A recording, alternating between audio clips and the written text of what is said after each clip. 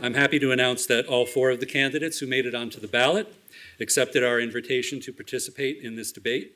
I'm also grateful that our panel of journalists agreed to select and ask all of our questions this evening. This event is being both recorded and live streamed on multiple media outlets. The recording will be available on various platforms associated with both ECTV and the university. Before we begin, I have a few requests. The first, please turn off or silence your phones. Thank you. Second, we ask that you please refrain from expressions of support or opposition, approval or disapproval. We have limited time and would like to devote all of it to letting the voters hear from the candidates and not the other way around. This includes, if you would please, holding your applause until the very end after all of the candidates have given their closing statements. I'm sure no one came here this evening to cause a disturbance, but if anyone in the audience did, we would, of course, have to ask you to leave. Finally, please be aware that it is our policy that no person, candidate, or political group is authorized to use or edit any media from this event for campaign purposes. Any such media requires written approval from the university. That said, I'm happy to share that I have 2 University of Scranton students with me this evening who are going to be helping with the event. First, we will hear from Philip Huffman, president of the College Republicans, who will introduce our candidates and the panelists. He will be followed by Grace Lennox, president of the College Democrats, who will then review the rules of the debate format.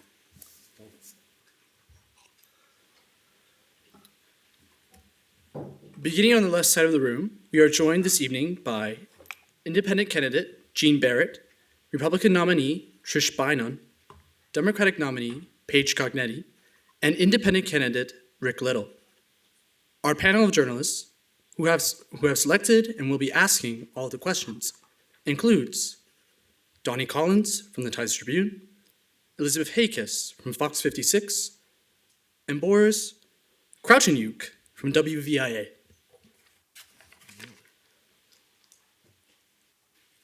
Moments ago, candidates drew lots to determine the rotating order in which they will be answering the first and all subsequent questions. They again drew lots to determine the order in which closing statements will be delivered. Each candidate will have 2 minutes to answer each question. Any time not used is gone. Time cannot be saved for future questions. Our timers will hold up 30-second signs for the candidates to see when that amount of time remains. If necessary, our timers will hold up a sign that says stop when the 2 minutes have expired. The candidate who is not answering when their time expires may complete their sentence after the stop sign is held, but if they try to go on any longer, we will need to interrupt. Candidates are asked to please direct all of their remarks to the audience and to refrain from trying to directly engage with other candidates. This causes confusion about the order in which candidates are supposed to answer and could result in an uneven distribution of time. Finally, because we have such a large group on the stage, each candidate is limited to just one 30-second rebuttal opportunity.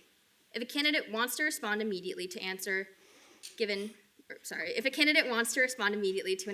by an opponent, please raise your hand and wait to be acknowledged. Again, you may only do this once. After all questions have been asked and answered, we will invite each candidate to deliver their 2-minute closing statement. Thank you. And thank you again, candidates and Mayor Cognetti, for your participation tonight. First question, we'll start with Mr. Little.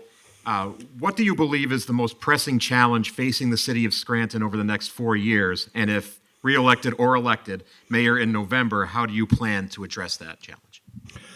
Well, I think the biggest problem is dealing with the basic democracy problem that everybody seems to be talking about, but is specific to this area since 1976 when Scranton got the home rule charter. There's 67 counties in Pennsylvania. Only 8 of them have home rule charters, and our county has a home rule charter. And it's behind the times. I mean, the law that made home rule charters legal was in 1856, called the Dillon Act, out of the state of Iowa. And this is almost before the Democrat and Republican parties had started, and they've carried it on like Boss Tweed, where the parties are overruling democracy. They get rid of somebody who is a part of the party.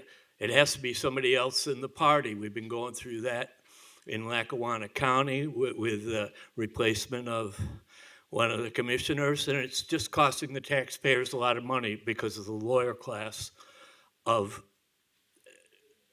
making so much money. I mean, a person on city council makes 1/15 that all these judges are making, and we've just been going for 8-9 months trying to find who's in charge and what the legality of it is. And as mayor, I'd like to bring back the idea of local, like Tip O'Neill local, think local. Local is most important, and that includes the media and the way things, the way the government, the local government takes care of the people here. I feel the most pressing challenge is safety within our neighborhoods. The crime rate has increased significantly over the last, especially since 2020. I think we have to get a handle on that. We have to work with local, state, federal resources to do a better job than we're doing now, to have our families feel safe in the neighborhood, have the people in downtown Scranton feeling safe within their businesses and so on. So I think, to me, that's the one of the major priorities is safety within the city of Scranton. Thank you. I also agree. I think that the crime and the safety in the city of Scranton is the most important in our area. I know crime has increased over the past few years. It concerns me, it concerns my neighbors. I definitely think we have to back the Blue as much as possible. They're doing a fantastic job, but they can always use a little bit more support from the city of Scranton and the city administration. Also, I wouldn't have I would think it would be a nice idea to possibly bring back undercover police. I believe that was something of the past and they let it go. I think that would be a fantastic idea. This might help reduce the gangs in our area and the drug problems we're having. I feel confident that if we can bring that back the Blue, make sure that they have what they need to keep going forward for us, that'll be a great opportunity for us to feel safer going forward the next 4 years. Sure. Policing is, of course, one of the most important issues that any mayor faces. We have invested millions and millions of dollars into our police technology and training to make sure that our officers have what they need to keep us safe, have what they need to solve crimes and solve crimes quickly. I always say don't commit a crime at all, but if you do it, definitely don't do it in Scranton because we will find you. We have been able to increase the number of cameras, the number of license plate readers, and of course even the number of police officers that we have on our force. We added 5 to the force. Excuse me, this is Stop sending our money to Israel and our Please, weapons for could we allow the candidates to speak, please? We don't want to have to ask you to leave, please. Thank you. We have invested in our police, our recruiting and training. We've made changes to our recruiting so that we can get more people. If you want to be in law enforcement, you're going to want to be an officer in the Scranton Police Department. Page against the war machine by freeing Palestine. Over 100,000 people killed in 2 years of genocide. You said you page against the machine, but you know what? Over 100,000 people killed. Just a minute, ladies and gentlemen. Given to Israel because our infrastructure sucks, our healthcare sucks, we're overdosing, we're killing ourselves, we can't make ends meet, and it's all to feed the machine you said you'd rage against. General Dynamics makes missiles that are sent to Israel to kill tens of thousands of children. Will you be a public leader with a backbone and call this a genocide and say, I reject AIPAC money, I reject military-industrial complex money, I will be a person of basic moral decency and be a leader of the moral decency of Scranton. Reject this genocide. Free Palestine! Free Palestine! Don't be scared. Don't be afraid. You're not alone. Don't be scared. Have a conscience. Be courageous. Free Palestine! You'll never silence us. Free Palestine! Ladies and gentlemen, as soon as we're able to restore order, we will, of course, get back to the debate. And we thank the rest of you for allowing our candidates to speak. I'm not sure where the people up here with me are getting their crime stats. We do not have an increase in crime. We have an extraordinary record of combating crime here in Scranton and an incredible police department that we support fully and continue to add to.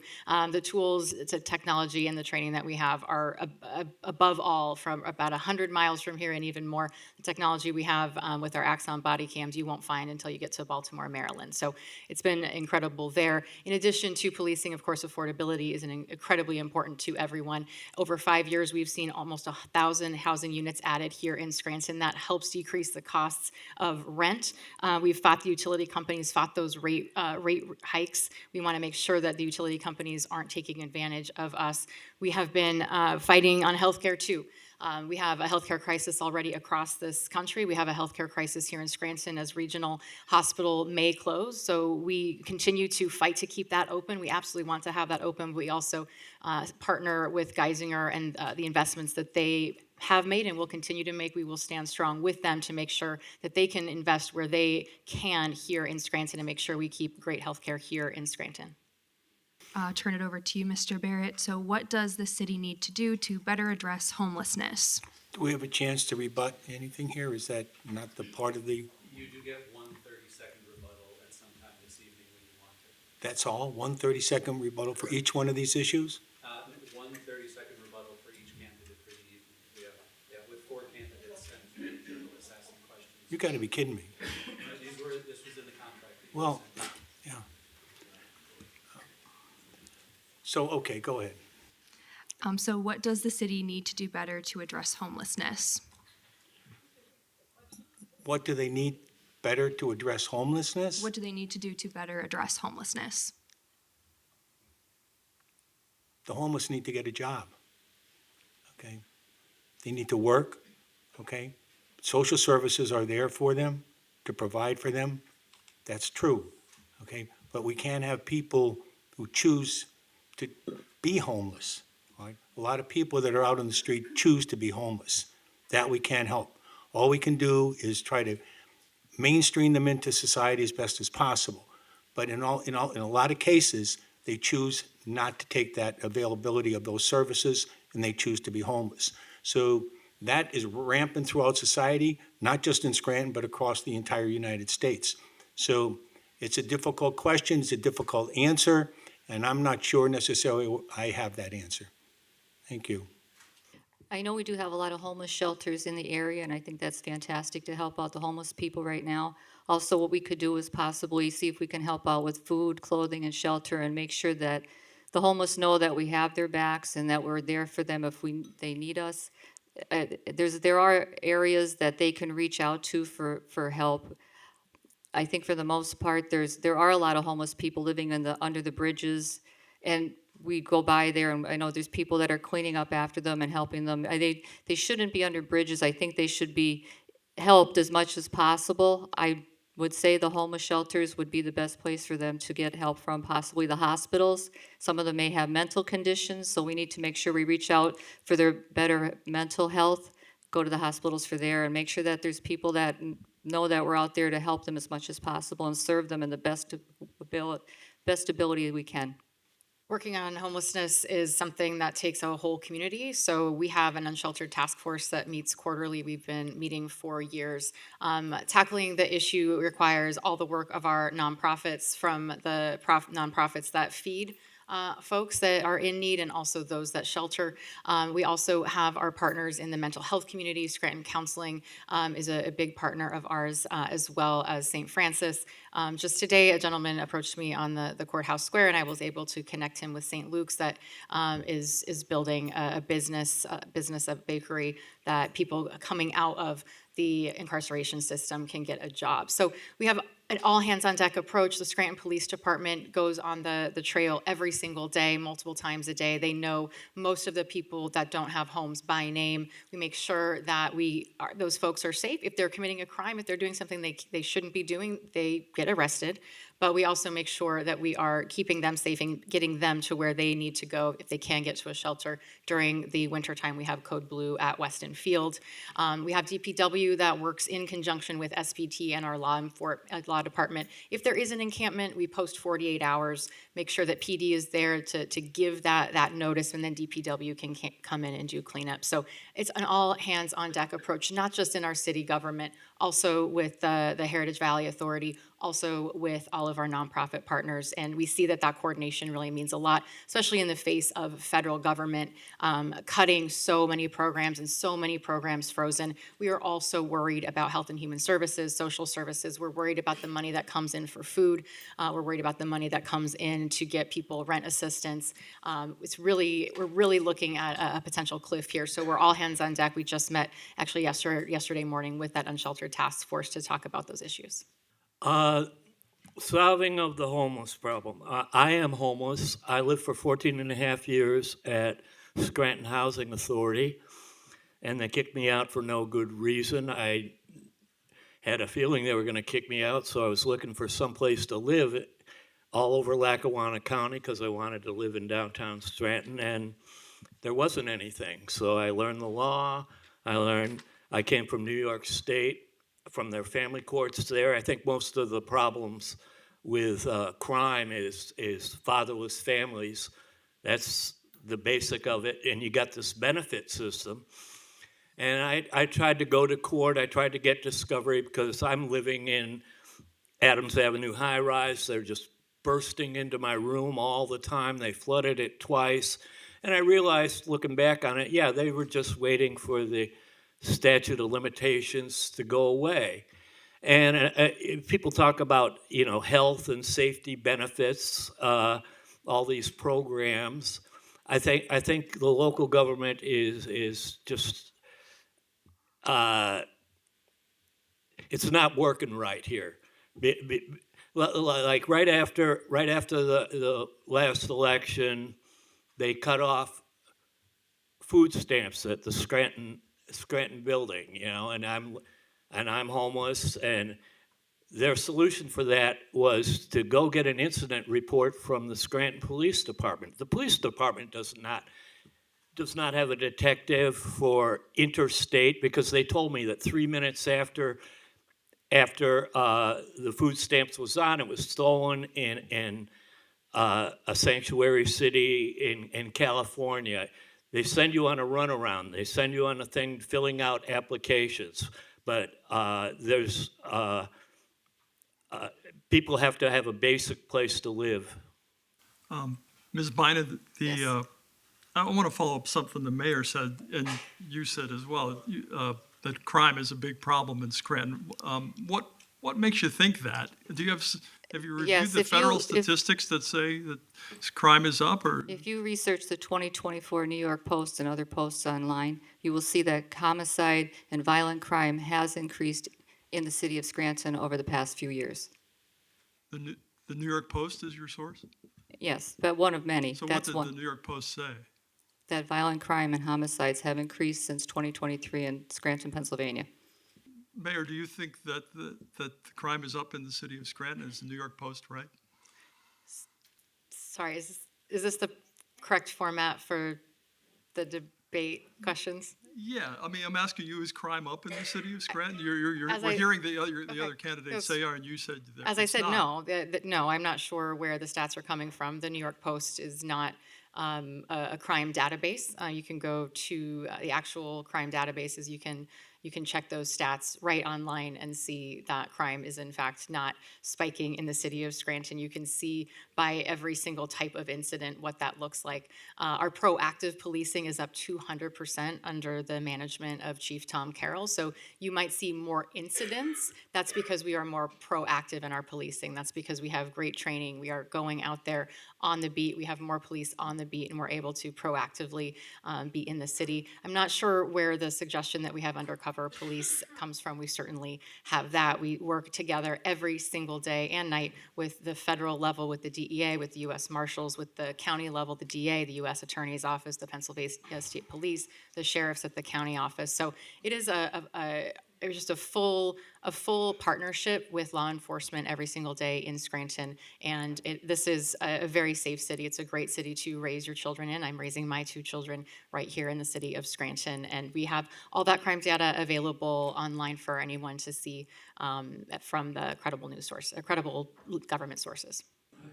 Relying on everyone to see, that is one of the biggest problems when they're trying to evict you. It's online. It's notice requirements. And in this town, for the last 40 years, if Scranton Housing Authority wants to evict you, you're evicted because everybody's in their pocket. And for years I tried to, there's no clerk for the magistrate judge. And there's a million rules, the CFR rules at the library. What they're doing, the real crime here is what's happening with the governance here.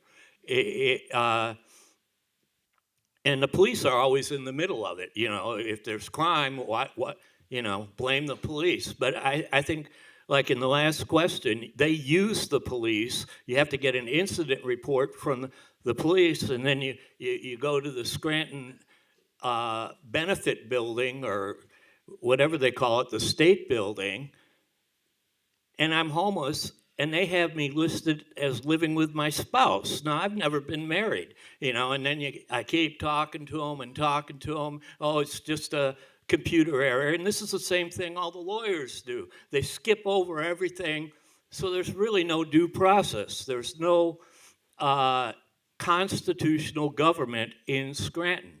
It's gone the wayside, and it's gone the wayside by the Home Rule Charter.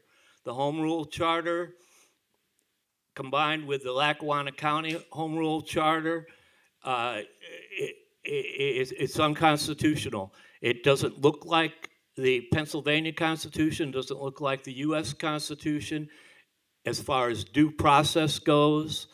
And once you set that sort of thing up, crime happens all over the place. And this is a sanctuary city. That's it. You said that's the top, number one issue facing the city. What makes you think that?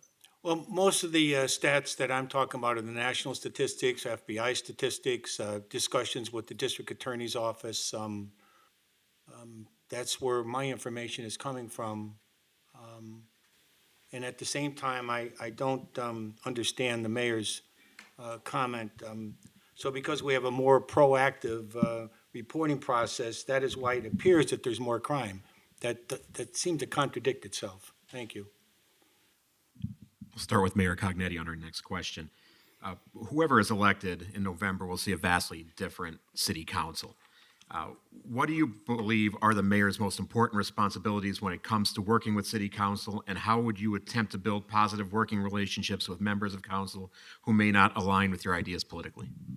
Nearly 6 years as mayor, I've had four different city council presidents, and council has looked different each year, and we have worked together to make sure that we are running the city well and getting to compromise. We have been able to, throughout each iteration of council, work to compromise and work on legislation to get it to a place where council is comfortable with it. And we've also been lucky that there have been solicitors for city council that have been very good in working with our city solicitor's office. So it's not just the council members, it's also the caliber of the team that city council puts around them. And I think that that's very, very important. So I look forward to working with a new council. I was on the school board on their, we potentially would have a lot of people on the new city council that were also on the school board. And it's important to have that under your belt. You got to manage a budget and you got to understand, but the school board and the city council are very different roles. It's a very, very different place. So I'll look forward to working with a new city council and make sure that we get the city where it needs to be and make sure that we keep on track with the success that we've seen to date. It's been a really fun time getting to those compromises, and we will continue to do that. What was the question? Okay, how do you attempt to build positive working relationships with members of council who may not align with your ideas politically? Well, I've been going to council for 6 years. It started out as a selfish thing because they confiscated all my stuff in my storage locker and just kept it under lock for 2.5 years. And I went to the council and they talked to them, but nothing happened. I mean, you have to have a team put together to get the things done that are going. And, it's interesting to me how council works. It's the legislative branch. The mayor's hardly not there, not supposed to be there. And But most of the complaints are about the roads, the street signs, and we haven't had a head of DPW for 9 months and something like that. Don't quote me on that, but you got to bring pride into it. You got to build the city up. You need a great DPW. When I first was speaking there, I said, hey, I said to the mayor, the first time I met her, I said, just get everybody in DPW together and dig a new Lake Lincoln, because there has to be a swimming pool. People are jumping off the gorge thing and dying, and the swimming pool came in around the time of the 67, 68. And then we get the home rule charter, and everything goes on and on and on with studies, with lawyers, that keeps anything going forward. So getting a good team together, and most important is having good leadership. And I'm going to be the best mayor of Scranton in the last 159 years. I'm going to push it that way to make it a great hometown for the students, for everybody. It's a relatively easy one for me. Having been a former city councilman for 2 terms and 1 term as president of city council, we worked, did we differ with Mayor Connors at the time, God rest his soul? Yes, we did. However, there was constant communication. As chairman of the sewer authority for Scranton Sewer Authority for 7 years, it was not unusual for us to be before council in their caucus to talk about particular matters regarding the sewer authority. And just being on boards and commissions and being before council on various matters, it's all about communication. There never should be a breakdown in communication where it affects the daily impact of the lives of the citizens of Scranton. So it's not that difficult. It's kind of the art of compromise. It's sitting across the table, ironing out your differences, and going forward. Thank you. Yes, I believe that definitely city council and the mayor have to work hand in hand to get problems solved and not let them drag on. Compromise is absolutely key, listening to what they have to say, getting everyone's opinions together, going forward, making sure that there is nothing held back. People have to be able to express their opinions, let the city know where they're at. Don't let it drag on too long. Everybody needs to have an answer, and they don't want to have it take any longer than it needs to. The city residents come first. I would definitely say compromise, work with the mayor, all the city council, and when the new council does come in, work with them. It's the way it's supposed to be. Mr. Little, we'll start with you for the next question.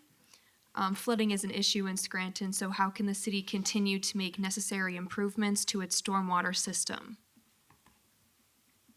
I didn't get the questions. I heard sorry. Flooding is an issue in Scranton. How can the city continue to make necessary improvements to its stormwater system? Yeah, all the systems. I mean, they all have to be connected and coordinated. You got the sewer drain, you got the water pipes, you got the electric pipes, you got all gas pipes, you got all kinds of stuff going on, and each one of them becomes a project. I'm a project-oriented person. To fix the sewer drain, you have to coordinate that with everything else in the city, so you're not redoing it and hiring lawyers to make sure if you're doing it legal over and over again. And it's just gotten really bogged down in the city. The infrastructure, it's a great city, but the infrastructure's there, but stormwater drains, yeah, we have to fix the pump station before it floods down by Pine Brook or the Lace Factory, wherever it is, before the emergency comes. These people, they figure, oh, we'll wait for an emergency, we'll get money from the Mining Act, we'll get federal money when, a flood comes. I've been watching this area for a long time. I watched the movie, they had the Knox mine disaster where, the mining, the people in charge are in bed with the other people, and I'm a filmmaker. I went to school, and the guy that started my school made this movie called, I lost my thought there. Anyway, to fix the storm drains, that's just one of many things. It has to be that's causing havoc all over the streets. It has to be addressed, and that's another DPW thing that has to be taken into account. Infrastructure on stormwater. I'm fully cognizant, experienced in all areas of infrastructure. It's common knowledge that the infrastructure in the city of Scranton is well over 100 years old, and it's collapsing. It's a constant effort to try to repair where those collapses occur, be they city stormwater systems or systems owned by the utilities, be they the water company, the gas company, the electric company, and so on. Years ago on up by Sterners, we discovered an old Bell telephone line that was encased in a wooden box culvert. So we have a very old city, we have a very old infrastructure. Stormwater in particular is a problem. If you think about the topography of the city, you can understand certainly why. We have to pinpoint exactly where the major problems are and try to correct those first, and then at the same time try to find funding and so on to correct those problems. It's not an easy solution. It's a very difficult solution. I think we need to work, if there's an opportunity, work with Pennsylvania American Water and assisting us in those efforts as they proceed with the implementation of what's called the long-term control plan for the combined sewer overflow. Then you try to work with them, and when they're making those repairs and construction of those facilities, be they above-ground containment structures or underground containment structures, take an opportunity to see whether or not you can work with the water company to reduce your cost to improve stormwater problem areas. Thank you. Yes, I definitely think we have to work with the PAWC to make sure that we work together to get the stormwater problem solved. There are a lot of issues going on. I know I see it constantly around our area of the house and all parts of the city, and the DPW does the best job they can to keep things going. What I would like to see happen is, instead of having the walkability study going on now, they should use the ARPA funds to help maybe with more stormwater repairs. I think that money is there, it's usable, and it should be used in a different avenue than the walkability study. I think that would be a fantastic idea. We'll have extra money out there for that, and we can get the job done a lot quicker. The roads are the most important thing. I think we can hold off on the other bicycle paths, etc. Thank you. The city's rescue plan allows for up to, well, we invested in stormwater, parks, streetscapes, which is about downtown safety. We have used rescue plan money to do almost $25 million of stormwater projects throughout the entire city. That's more than 1/3 of the rescue plan going towards stormwater. We have active projects and projects that are being contracted out right now in Manuka, East Mountain. If you're trying to get on East Mountain right now, you might need to take another route because there's so many stormwater projects going on up there. We've got Kaiser Valley that's coming online. We've been working really closely with the state to make sure that we can get the permitting we need to solve that issue there. North Scranton is an active project. We have a Trip Park as well that has an active stormwater project. So we've been tackling, and Meadowbrook, which has been decades in the making sure that we can fix that. These are legacy stormwater issues that have been untouched.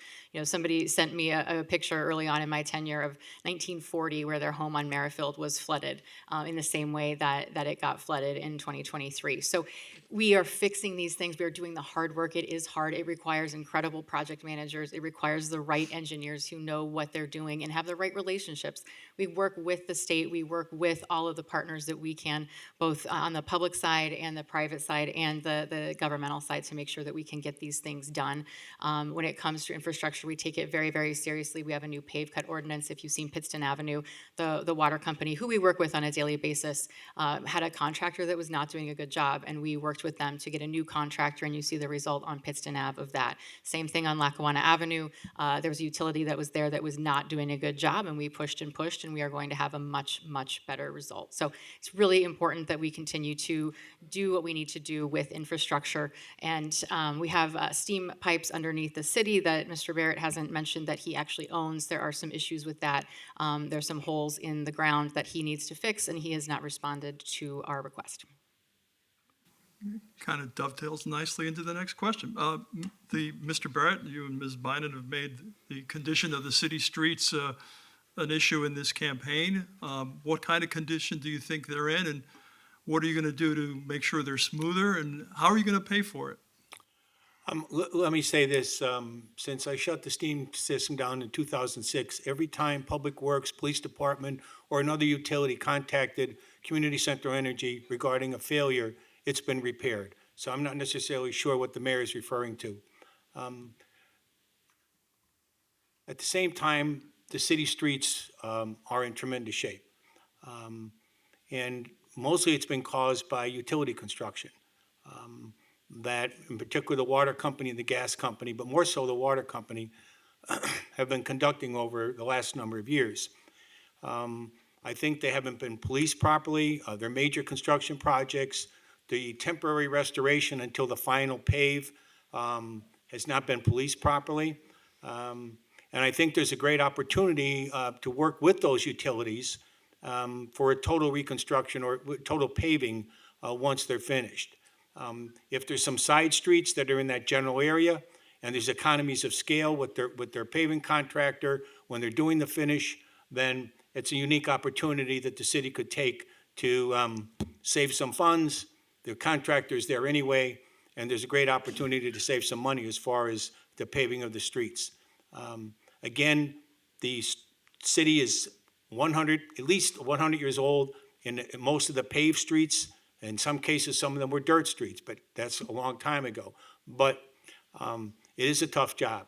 But there are unique, I think, ways to approach it that can reduce the costs and make the roads more passable. Thank you. Yeah, I know that the DPW does do a lot of work with the roads, and I thank them for that. They do a good job, the best job they can. I know they don't have the correct foreman on site a lot of times to get the job done. They don't know how much material to put on their trucks. There's a lot of potholes in the city of Scranton. That really needs to take priority. I look at the people driving their cars, they're slowing down, they're wrecking their cars. It's a shame. Then you never know if there's going to be somebody on the side of the street you could hit. I think it's a terrible thing that they need to work strongly to get it fixed right the first time. Repairs are important. They should be permanent repairs to the best of their ability. Right now, the repairs, maybe they last a couple weeks, couple months. As soon as it snows, the next thing you know, the roads are torn up again. We need to work with everybody involved, and also the utility companies. They come in and they'll rip something up right after it gets done. There's no coordination. Coordination is key. It needs to be done. It starts at City Hall. You have to work out with everybody. If you could get with the utility companies or who's ever ripping up the roads, make sure that it's done right the first time and not 2 and 3 times. The neighbors are sick of it. I'm sick of it. I live on a street and I have to dodge potholes all the time. I'm disappointed with that. I hope that down the road we can make the right repairs, make long-lasting repairs, and work with the people the best way we can so we don't have to keep ripping roads up 2 and 3 times. Thanks. Yeah, we've invested $9 million in paving, that we use liquid fuels money to do that. Paving a road is very expensive. We love to pave everybody's road every few years.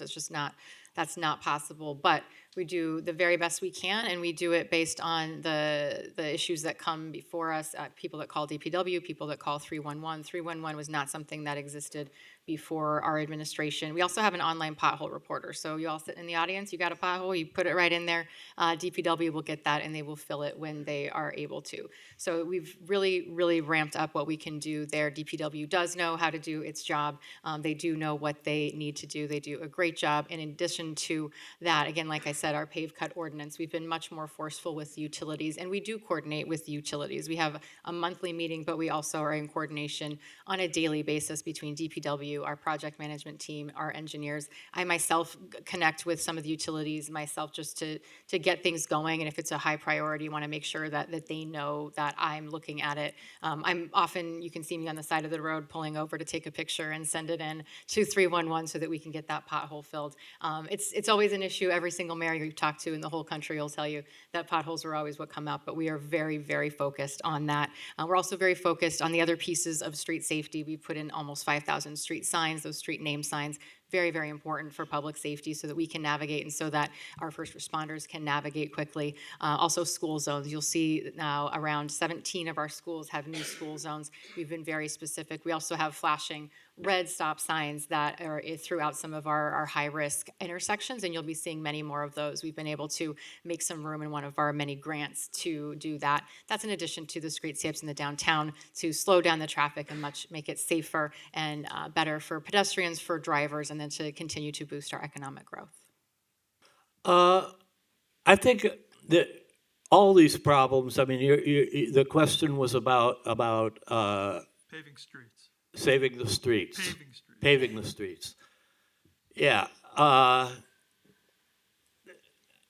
tell you, you have to think of the priorities. So when I became homeless, they throw me out. It's like sub-freezing weather. My biggest tool was my glasses. If I didn't have these glasses and I couldn't look at where I was walking, I walk in the streets. I've walked all over the streets, all over the city. I see how it is. And for my personal survival, I have to see the cracks because I know that one fall, I mean, I'm 72 years old. I've been in the hospital before. One fall, that's the end of it. There needs to be a sort of a new kind of civic pride in everything that's going on, and there has to be a coming together of the people of the city, because people are blaming, this faction, this party, that party, this law, that law. It has to come together for Scranton. And that's why I'm here, because too often, I mean, most of the time, it's people in Scranton writing a grant or waiting for a federal money or state money to take care of it. And lots of times it's emergency money. No, we have to take care of it here, get the right people together that are proud to work with each other and fix it. It is already time for our candidates to deliver their 2-minute closing statements. Based on an earlier drawing, Mr. Barrett will go first. Thank you very much for listening tonight. This is a crucial time in the history of the city of Scranton. Gene Barrett was born here, raised here, spent over 40 years in public and private sector. I spent over 7 years in the United States Army. I was an instructor at the Military Intelligence Advanced Officer class at Fort Huachuca, Arizona. I'm a distinguished graduate of the NCO Non-Commissioned Officers Drill Sergeant Academy of Fort Leonard Wood, Missouri. I spent 2.5 years in the United States Army and Advanced Weapon Missile Command in Germany. My public and private sector experience supersedes any of the people sitting to my left. And that's not an exaggeration. My family is here. I've been in business here. My children are here. My wife is here. We own homes here. My grandchildren are here. I'm here to be your mayor. I'm not trying to propel myself to a higher position in government. I want to be your mayor. I'm fully qualified, fully experienced. I'm at a point in my life where I'm retired, but I have a lot of desire to see Scranton prosper and be progressive as time goes on. I feel I'm capable of doing that. I feel I'm capable of representing the voters of Scranton and all the residents to make Scranton a proud place that everyone will want to live, work, and enjoy their daily lives in the city of Scranton. That's why I'm here this evening. I ask for your support. I want to be your mayor. I don't want to be anything else. I'm not looking for another job. I'm looking for one job. That's mayor of the city of Scranton. Thank you. Thank you. Hi, I'm Trish Beynon. Thank you, everyone, for listening tonight and being here. I appreciate it. And I'm Trish Beynon, and I've lived in northeastern Pennsylvania my whole life. And I moved to Scranton 34 years ago. Proudly calling Scranton my home, Scranton's west side. I'm an accounting executive for well over 34 years, where I've done bonding jobs, I've done contracted jobs. I'm definitely qualified to balance the city, Scranton's budget. I know what I'm doing with the bonds. I know what I'm doing with contracts. I'm very proud of what my background and experience is. I'm also a licensed realtor, so I definitely know the pain and struggles that the city of Scranton residents are seeing with the blight in their area, the housing, and I know that we could all do better. We just have to have the right leadership. I'm the right person for the job. I'm also proud to say that I'm the proud daughter of a Vietnam veteran who was in the service for 4 years. He did a great job. He made me who I am today. I'm a strong, independent woman based on my family values and my background and my experience. I would be humbly honored to be your next mayor. I will do the best job for everyone. Again, I'm not going anywhere. I'm here for the next 4 years to do the best job I can for everybody. That's what you pay me for. That's what I'm going to do, and I'm not going anywhere. Thank you very much.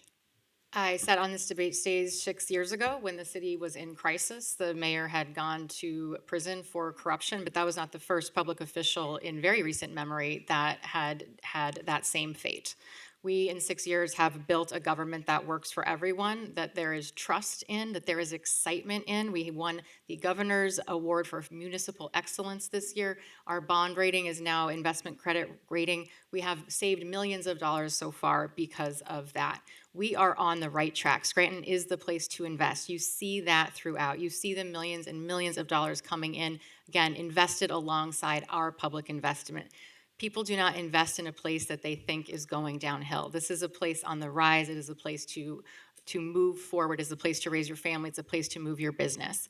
The people that are on the stage with me tonight would take us right back to where we were. Mr. Barrett ran toxic landfill waste under Greenridge, skirting the approval process of a public board. The Greenridge Neighborhood Association sued him for that. That would take us right back to those days where people think that they can profit personally off of the I public want evidence good. of me being sued by the Greenridge Neighborhood Association. You better be careful what you're saying here, Mayor. It is in the archives of the newspapers of record in this city. In the case of Ms. Beynon and the construction company for which she works, we did do many audits throughout these last many years. Unfortunately, in one of those audits, we discovered that there was $238,000 that had been given to said construction company in the prior administration, and the work was never performed. We only just recovered that money a month ago. You had to make a settlement for that because you knew you were wrong. It took a lot to saying. recover our money for that. If we want to move forward, we're going to continue to move forward with the current administration. We are doing a great job. And if I am, excuse me? Okay. If I am successful, okay, If we could please allow the candidates to finish their closing statements. Thank you. They have to be facts. okay, are we done? We're done. Just as long as they're facts. We have spent 6 years moving the city forward. I know the people of Scranton want to keep moving forward. We cannot go back to where we were. If I am elected to Congress in 2026, I will make damn sure that in 2027, there is someone sitting here on this debate stage that I can pass the torch to continue to make progress. Mayor, why don't you tell them what you had to pay me to make me go away? Mr. Little, you have the final closing statement. Taxpayers' money. I didn't want it. I wanted to do the job. Ladies and gentlemen, we have one final closing statement, please. Thank you. Mr. I Little? start now? Yes. Well, I came to Scranton out of New York State Family Court, and that's where I really learned just how much this judiciary thing, when you have government, three parts of government, and the judiciary is just taking too much. I think everybody can see that over and over and over. They're all little unions. The Bar Association is a trade union, and like the school board union, and I was evicted by the school board law firm. Where did they get all the money for the best law firm that knew all the judges in Scranton to make me homeless? And then you have all these other projects, Act Blue, but there's 76,000 people in Scranton, and there's only 20 beds, shelter beds. It has to be. Most of the people living, it's like lost souls living in a fishbowl year after year. I mean, there's no Pledge of Allegiance here at this meeting. There's no newspaper announcement about this debate. There's no debate of the council people.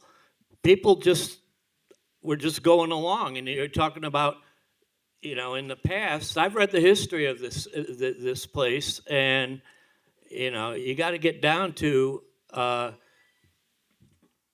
the great things that happened here and how it went wrong, and to make it right, it's going to take people coming together to fix things. Thank you. I'm not going to sit here, Mr. Moderator, and have the mayor make a libelous statement against me. All right? You do have a So- 30-second rebuttal that you haven't Okay. used yet, which you're All welcome to right, use. I will. Please do. I will. Is it my turn for the rebuttal? This may be against the rules, but here's what I have. This is a picture of garbage juice flowing down Music Street into a storm drain at the corner of South Webster Avenue. Now, the mayor is telling me that I'm violating federal rules and regulations. We are operating under a consent decree. That consent decree comes from the Department of Justice into EPA, DEP, Scranton Sewer Authority, and so on. Scranton City Council, the mayor of the Scranton, Dunmore Borough Council, and so on. So Gene Barrett is sitting in Scranton, and he's going to violate an order from the Department of Justice? Really? I don't think so.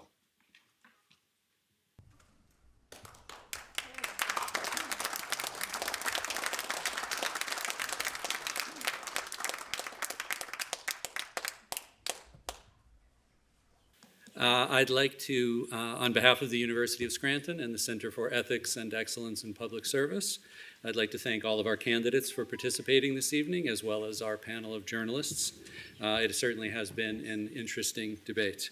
I'd also like to thank our media partners, especially ECTV, and our media relations team for making this event possible.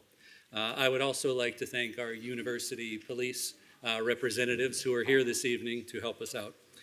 Finally, I'd like to thank the remaining members of the audience for creating the positive environment that we needed for this important and civil exchange of ideas. Please remember to vote on November 4th. Have a wonderful evening.